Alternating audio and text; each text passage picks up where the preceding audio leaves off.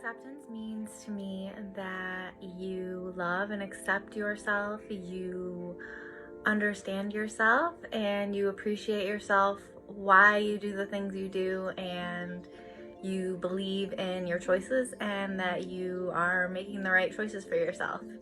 And I think self-acceptance also means that you forgive yourself for anything that you've done that you don't feel so great about. I think that's part of acceptance too, is the good and the bad. And why it's so important to me is I'm just so much more likely to take better care of myself, and I think everybody else is too. If they have that self-acceptance, we then, want to take care of our body, our mind, our spirit, whatever we feel about that. We can take better care of ourselves when we love and accept ourselves. I think that self-acceptance is being able to be comfortable with yourself, even if you know that you're not done growing or there's still changes that you want to make. I don't think acceptance means that you have to be in love with every aspect of your life or yourself even, but I think it's just giving yourself that support and compassion to continue growing, just like you would with friends or family. So Shai asked me to do a quick video about acceptance and what acceptance means to me.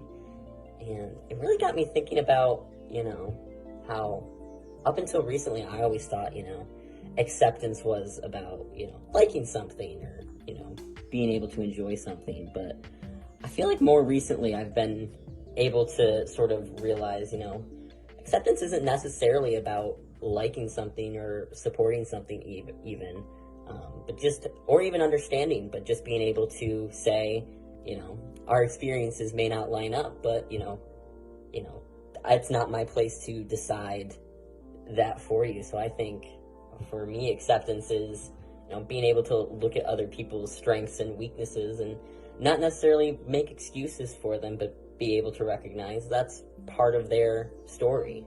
So that's what acceptance means to me.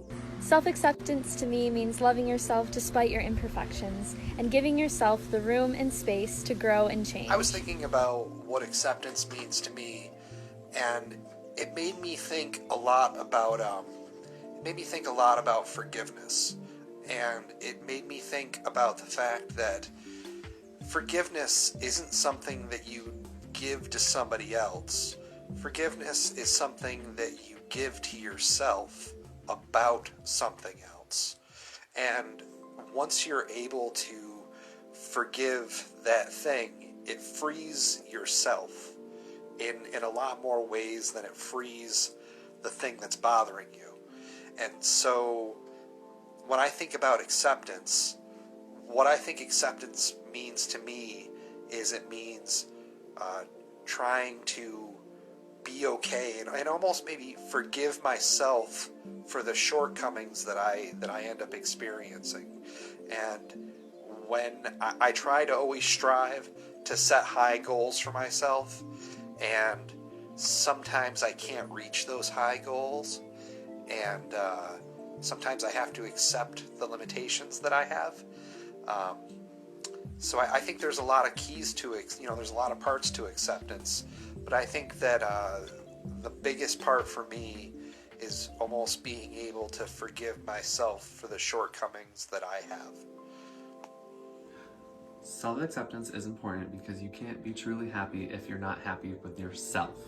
Hey everyone, so we just heard a lot of awesome information about acceptance and self-acceptance. So the last thing I want us to finish off on is talking about how self-acceptance and acceptance can be quite difficult, and especially for people who are, going through trauma or have mental health issues. And I think the first step to that and self-acceptance overall is accepting that you might need help.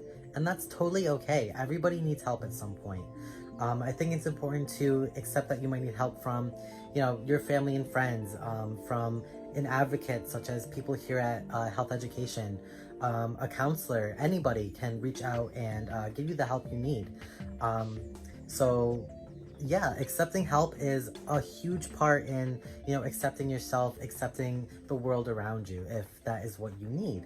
So yeah, thank you so much for being here and for listening to us about all of these examples of self-acceptance. and I hope you reach out if you're ever in need of any help. Have a great day.